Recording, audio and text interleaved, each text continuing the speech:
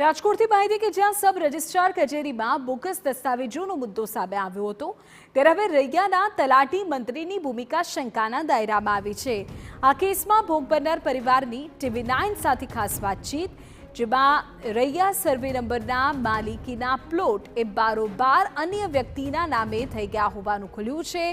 કોઈપણ દસ્તાવેજની એન્ટ્રી પાડતા પહેલા બોમ્બે લેન્ડ રેવન્યુ એક્ટની કલમ 135D મુજબ વેચનાર પાર્ટીને નોટિસ આપીને સહમતિ લેવી પડે છે, પરંતુ આ કેસમાં તલાટી મંત્રીએ વેચનારને કોઈ નોટિસ આપ્યા વગર જ એન્ટ્રી કરી દીધી। પોલીસ આ કેસમાં તલાટી મંત્રીની પણ કરી શકે છે પૂછપરછ। તો સરકારી કચેરીમાં દસ્તાવેજ સાથે ચેડાનો આ મામલો છે। પ્રાથમિક તપાસમાં ચોંકાવનારા ખુલાસા સામે આવ્યા છે, જે 17 દસ્તાવેજોમાં છેડછાડ થઈ તેની બજાર કિંમત કરોડો રૂપિયામાં છે। એક અંદાજ પ્રમાણે ₹560 કરોડની કિંમતની મિલકતોના દસ્તાવેજમાં ચેડા થયા। રૈયા, બવડી, રાજકોટ શહેરના સર્વે નંબરની મિલકતોનો તેમાં સમાવેશ થાય છે। બાંધા ડુંગર સહિતના વિસ્તારોમાં ખેતીની જમીન અને મકાનોનો સમાવેશ થાય છે। સબ રજિસ્ટ્રાર કચેરીમાં દસ્તાવેજોની ચકાસણી હવે પોલીસ કરી શકે છે અને કોની મિલીભગતથી ચાલતું હતું કૌભાંડ તે સવાલનો જવાબ પણ આવનારા સમયમાં મળી શકે છે। જો કે રજિસ્ટ્રાર ઓફિસના અધિકારીઓની સંડોવણીની આશંકાઓ વ્યક્ત થઈ રહી છે। કચેરીમાં નકલી દસ્તાવેજો બનાવવાનું જે કૌભાંડ સામે આવ્યું છે તેમાં મૂળ ફરિયાદી છે તે આપણી સાથે જ આપણે તેની સાથે વાત કરીશું। કૃષ્ણદત્તભાઈ, કઈ રીતે તમારો જે રૈયાનો સર્વે હતો તેમાં કઈ રીતે ફ્રોડ થયું હતું, કઈ રીતે તમને જાણ થઈ? મને 28/9/2024 રોજ હું મારી 277 સર્વે નંબરના પ્લોટ નંબર 42ની વિગતે નોંધની માહિતી મેળવવા પહોંચ્યો રૈયામાં તલાટી મંત્રી પાસે। મયુરભાઈ વાઘવા કરીને તલાટી મંત્રી છે। હવે આ જે 277 સર્વે નંબર છે એ 1965માં બિનખેતી જયરામ કાળા રૈયાના ખાતેદાર પટેલ હતા, એમના નામેથી મારા પિતાશ્રી રુદ્રદત્તભાઈ રાવલે એ જમીન ખરીદ કરી અને બિનખેતીના પ્લોટ પડાવ્યા।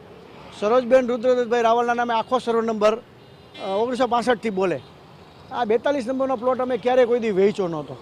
આજે પણ અમારા કબજા ભોગવટામાં છે અને સરોજબેન રુદ્રદત્તભાઈ રાવલની માલિકીમાં જ બોલે છે। પણ આ રૈયા 4ના તલાટી મંત્રી મયુરભાઈએ જૂનો દસ્તાવેજ 50 વર્ષ પહેલાંનો ખોટો દસ્તાવેજ જે હતો એની નોંધ સીધી અમને કોઈ જાણકારી 135ની નોટિસ અમને ખરેખર કાયદાની દ્રષ્ટિએ આપવી પડે, પણ એને આપ્યા વગર ગેરકાયદેસર રીતે એન્ટ્રી પોતે સીધી પોતાની સત્તાના રૂપે પાડી દીધી, જે એને કરી શકાતું નહોતું। કાયદામાં એવો નિયમ છે રેવન્યુ લેન્ડ રેકોર્ડમાં કે વેચનાર પાર્ટીને 135ની નોટિસની જાહેર કરવી પડે જ્યારે રિપોર્ટ ફેરફાર આવતો હોય ત્યારે, પરંતુ ન થયું।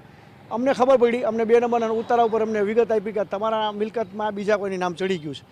એટલે તરત જ એ નોંધ એના દસ્તાવેજી કોપીઓ બધી મેં મેળવી અને મેં મામલતદાર શ્રી રાજકોટ વેસ્ટને જાણ કરી કે સાહેબ મારી મિલકતમાં ગેરકાયદેસર દસ્તાવેજની એન્ટ્રી પડી ગઈ છે, જે મેં આ મિલકત વેચી નથી।